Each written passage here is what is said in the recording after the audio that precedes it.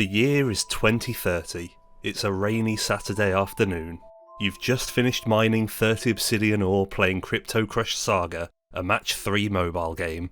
You open up the Elder Chains online and feel a rush of excitement. Your school buddy has spent years becoming a master blacksmith, and he has agreed to turn 10 obsidian into an obsidian battle staff, a huge upgrade over the mithril mace you've been wielding for the last months. It'll take him an hour or so. In the meantime, you log into Clash of Guilds and use the remaining obsidian to upgrade your town hall to the next level. That should keep your village safe for now. You wish you could fast forward time to tonight. Your guild has plans to go for a deep run into the wilderness in old school rune chains, and your prospects of a successful run, and great loot, have never been better. All guild members have been spending the past 2 weeks grinding for better weapons, and you've agreed, through a vote, to use the guild treasury to buy everyone a new full set of red dragonhide armour. Tonight's objective is to kill the level 128 frost giant, hiding in the Cave of Sorrow. He has a 5% chance of dropping an immaculate orb of brilliance, of which there are currently only 4 in existence.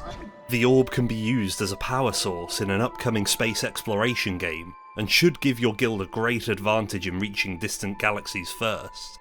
A 5% drop rate is low, but you're feeling optimistic.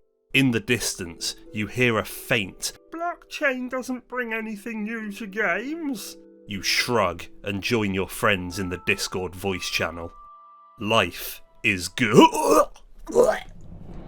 As evidenced by the pictures, this little string of dystopian madness came out of Twitter a month ago, detailing every single mechanical thing that is already abysmally wrong about video games, then driving that rusty nail 10 times deeper down the urethra. This whole thing reads like a Black Mirror episode that has just missed the satirical techno-horror elements. The way it so vacuously ignores the issues of its own structure, how it discusses elements of video games that are already ruining the overall experience of playing games, like vastly unnecessary time investment, the misunderstanding of what a low drop rate is, and the way it ends with 3 words that go completely against its own tone, as unintentional as it appears to be in this case. I've read through this guy's profile and it reads like an absolute NFT shill. But then there's one retweet of this retweet of Frost Giant Studios AMA a few days back, where the original tweet mentions that they are not selling NFTs, and I'm really curious where that came from. Weirdly, from what I could see amongst the 500-ish questions using my skills of Control F, not a single one bothered to ask about the lack of NFTs, or mentioned it in abbreviated form or the gut-wrenchingly nasty words the letters expand into.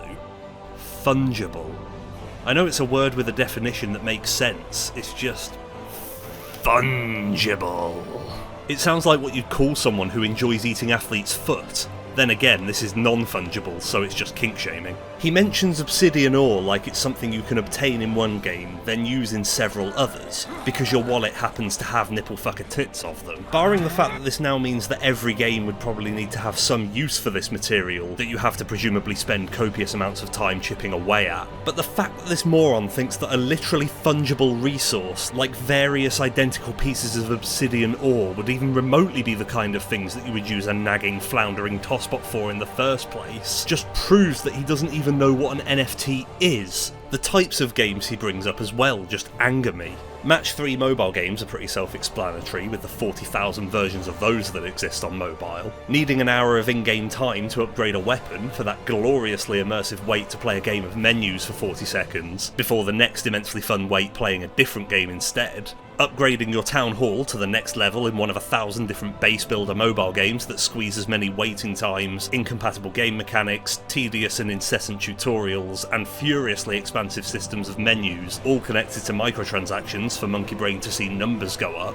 and grinding for 2 weeks with guild members. I've disliked MMOs for a long time now for this very reason, mainly the fact that most of the good ones have monthly fees to ensure that they get paid for that grind. At least the free-to-plays have an excuse to have grind, even if their monetization is often more insipid.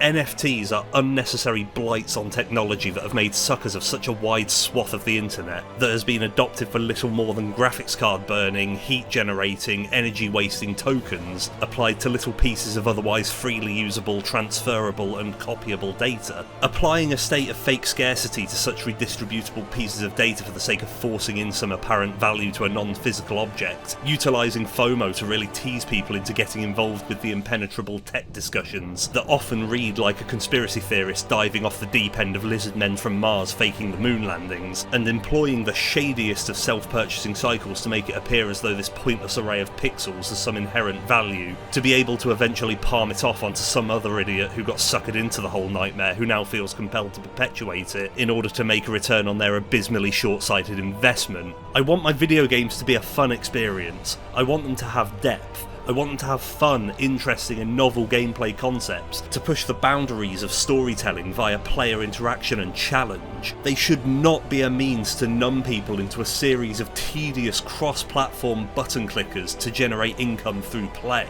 Games are not a goddamn fucking job. Maybe we should just finally take games to the one place that hasn't been corrupted by capitalism. Space!